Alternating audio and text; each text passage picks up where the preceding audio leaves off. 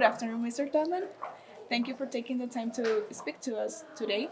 Let us introduce ourselves. My name is Michelle Hanon and my partner's name is Jordania Perez.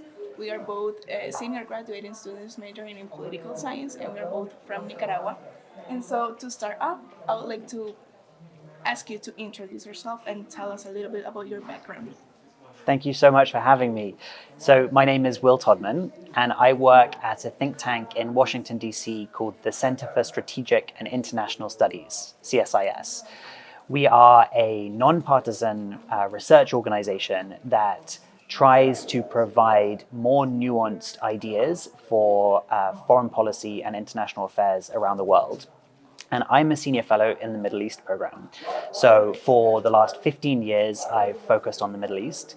I studied Arabic, Hebrew, and Persian at university, and I previously lived in Beirut in Lebanon. I worked for the British government, and I also worked for the UN Special Envoy to Syria.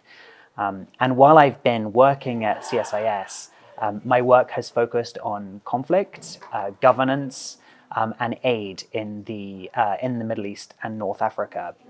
So I typically travel to different parts of the region, speak to as many people as I can, a mixture of policymakers and government officials, but also experts, civil society actors, as many people as I can.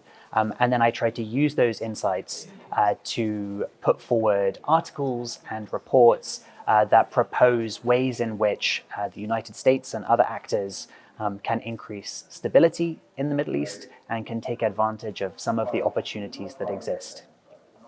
Wow, your background is really interesting. The first question is, what initially inspired you to study Arabic, Hebrew, and Persian, and how have those languages influenced your career and understanding of the region? Yeah.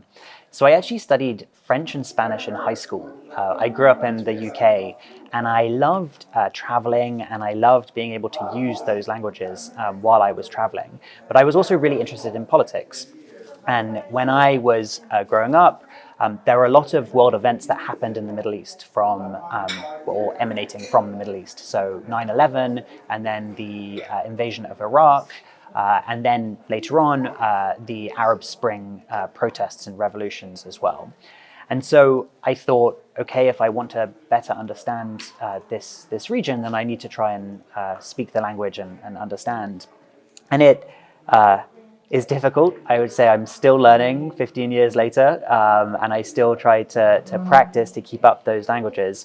But I do think there is something that perhaps you have experienced as well, that when you can speak to people in their own language, I think it really opens them up in a different way.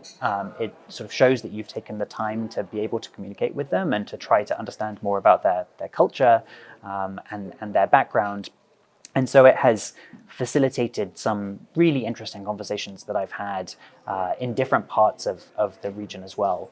And I try to use my languages as often as I can to read news articles in Arabic, in Hebrew and in Persian, although my Persian's a little rusty as well, because I think it helps give you a different perspective that can be missing when you only focus on English language news. Okay, perfect. So to follow up, what advice will you give to young professionals looking to pursue a career in Middle East policy and research? So it's a region that is far away from the US, and so it's difficult for a lot of people to be able to travel there. But I would certainly say if you do have any opportunities to travel there, I would wholeheartedly recommend seizing those opportunities. Sometimes universities have scholarships and programs that allow you to travel. But if not, I would say there are lots of resources that can help you get a better understanding of the region. Just following the news is a good way to understand some of the main issues, but also seeking out opportunities to hear from the people in the region, whether that's watching kinds of TV shows, even on Netflix, there are series that are set in the region, or watching interviews, TED Talks, things like that with people who are from the region. And I think then if you are still interested and you think that's really what you want to do, then you might want to seek out opportunities at college or even in graduate school if you want to go in that direction to focus on the region more deeply. Yeah. Following the question, I have another important and interesting question. Working in a region with so many challenges must be exhausting. How do you maintain a balance between your demanding professional life and personal well-being? Yeah, that's a really, really good question.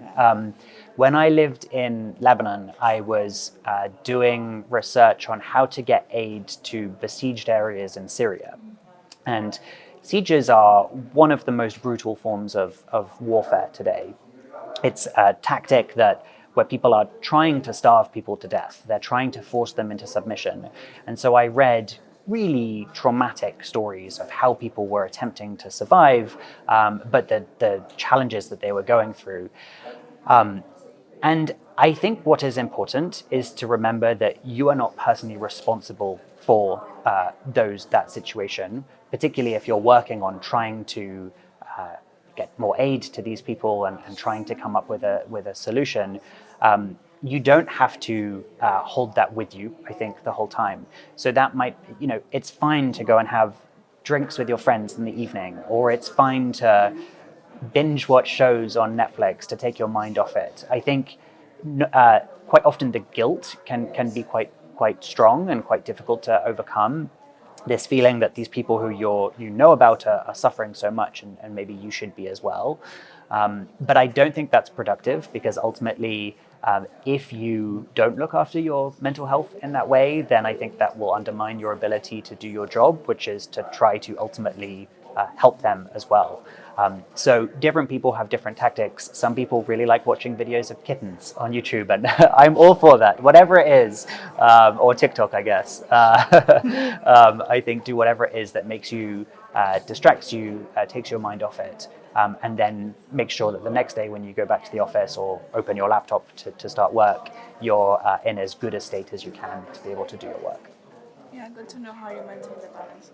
So moving more in depth, how can international aid organizations and governments collaborate more effectively to ensure long-term sustainability rather than short-term relief in the region? What a good question. This is a real challenge, because a lot of the ways in which humanitarian aid is delivered is in very short-term cycles. So that might be a program for 1 year, or even shorter, for 6 months. And when you're constantly restarting the same kinds of programs again and again, it really undermines the effectiveness of them, but it also means you can't build on them. So I think what we need is to try to break down some of the silos that exist between the humanitarian world on one side and then the development world on the other. So institutions like the World Bank or other financial institutions that can provide longer term support to build a country's infrastructure, to build its education systems or its health systems. I think we need to be thinking long term whenever possible, because unfortunately we know that humanitarian crises tend to last a really long time. Displacement is at record levels around the world in terms of the numbers, but it's also a record duration of it. I think the average refugee is now displaced for more than a decade. And so you can't keep thinking short term. I think you have to think longer term, and that helps it become more sustainable, as you mentioned, and I think is a way to then break free of some of these cycles of dependence and inadequate support as well. Yeah. Following the idea of the organization, how important is multilateral engagement through organizations like the United Nations Security Council in resolving conflicts in the region? So the United Nations Security Council should have a really important role to play in solving conflicts. Unfortunately, it hasn't been playing that role in recent years, in part because of the tensions that exist between the permanent members of the UN Security Council. So the United States, the UK and France on one side, and then Russia and China. And very often, the members of the Security Council are now just trying to block what each other are trying to do, rather than work together to solve some of these very difficult and long-lasting conflicts in the region. And so, unfortunately, without some kind of reform to the system, I don't think the UN is, or at least the UN Security Council, is going to be the key avenue for solving conflicts in the years ahead. But I don't think we should assume that will always be the case. I think we could get to a situation where great powers around the world realize that it is in their interests to work together. But in the meantime, I think it's going to fall to other more informal groupings of countries that can work together to pursue their interests. And sometimes they can still break through and agree to ceasefires. Like we just saw a ceasefire a couple of weeks ago between Israelis and Hamas. And that was mediated by the United States, Qatar and Egypt predominantly, as well as Israel and Hamas representatives. So sometimes it's different groupings of states that are more likely to be able to solve some of these conflicts, or at least to end them temporarily. Interesting. So, what are the biggest obstacles to achieving long-term stability in countries like Lebanon and Syria, which you just mentioned it? Yeah. And how can the U.S. contribute to conflict resolution efforts? Yeah. So, in the two countries that you just mentioned, we're actually at this really interesting moment of opportunity. Lebanon didn't have a president or an acting or a real government for more than 2 years. And then just in the last month, it has finally broken through this political gridlock, and it now has a president and it has a prime minister who are both committed to reform. So what I would like to see is the United States and other international actors seizing advantage of this window that has opened to try to put forward some projects that will actually improve the lives of the people who live in these regions. So very often I think they lose hope and they don't think that the international community will actually be there to provide for them. They don't believe that their own government will be there to provide for them. And I think it's really important that as much as possible, international actors give support to the new reform-minded government to try to change the relationship that the government has with its people. And then I think they can act to address some of the biggest issues they're facing. The economic crises, the displacement crisis with Syrians, health crises, rebuilding after conflict, all of those things. But ultimately we need to rebuild trust between the people and the government. And I do think that the US and other international actors have a key role to play in building that trust. Yeah, this question is really interesting as a political science student.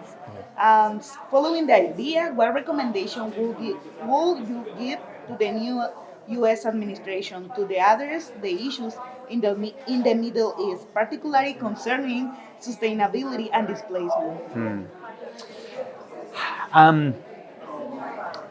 So I think the Trump administration is likely to face a huge number of crises and challenges around the world. And frankly speaking, I don't think the main focus is going to be the Middle East. I think the administration will prioritize issues in China, the Indo-Pacific, Ukraine, and then now, I guess, more Latin America as it relates to immigration as well and migration. But I hope that doesn't mean that the administration loses sight of some of the opportunities that do exist in the region. I have had the privilege of meeting some truly extraordinary people across the region who are just trying to live their lives. They don't want to engage in politics. They don't want to continue the conflicts that their parents' generation had. They just want a better future. And I think President Trump in particular has an opportunity here because he is more business-minded, I think, to try to encourage some investment in these areas to break out of this cycle of conflict and humanitarian challenges that we see, to instead give people money to try to start businesses and to try to grow their economic resilience. And I think that will, although the results wouldn't be seen immediately, I think that would go quite a long way in breaking through these cycles, the negative cycles that I'm talking about. And I do think that the Trump administration is well placed to try to seize some of those opportunities.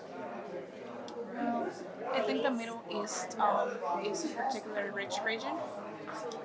So What economic opportunities exist in the Middle East that the new administration could leverage to foster regional stability?